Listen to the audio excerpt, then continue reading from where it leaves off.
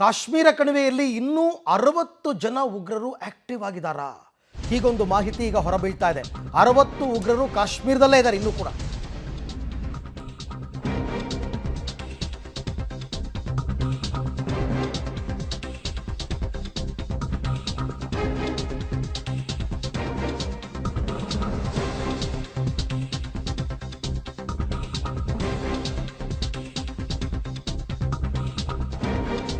ಈಗ ಬರ್ತಾ ಇರೋ ಮಾಹಿತಿಯ ಪ್ರಕಾರ ಕಾಶ್ಮೀರ ಕಣಿವೆಯಲ್ಲಿ 60 ಉಗ್ರರು ಸಕ್ರಿಯರಾಗಿದ್ದಾರಂತೆ.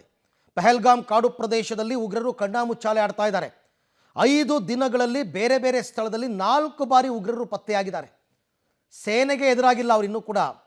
ಸ್ಥಳೀಯರ ನೆರವಿನಿಂದ ಭದ್ರತಾ ಪಡೆಗಳಿಗೆ ಉಗ್ರರ ಬಗ್ಗೆ ಮಾಹಿತಿ ಸಿಗ್ತಾ ಇದೆ. ಯಾವಾಗ ಎದುರ ಬದುರ ಸಿಗ್ತಾರೆ ಅಂತ ಗೊತ್ತಿಲ್ಲ. ಸಿಕ್ಕಿದ್ರೆ, ಯಾಕೆಂದರೆ ಕೂಂಬಿಂಗ್ ಮಾಡ್ತಾ ಇದ್ದಾರಲ್ಲ, ಸಿಕ್ಕಿದ್ರೆ ಹೊಡೆದಾಕ್ತಾರೆ. ಕಾಶ್ಮೀರದ ಕಾಡು ಪ್ರದೇಶದಲ್ಲಿ ತಲೆಮರೆಸಿಕೊಂಡಿದ್ದಾರೆ ಉಗ್ರರು.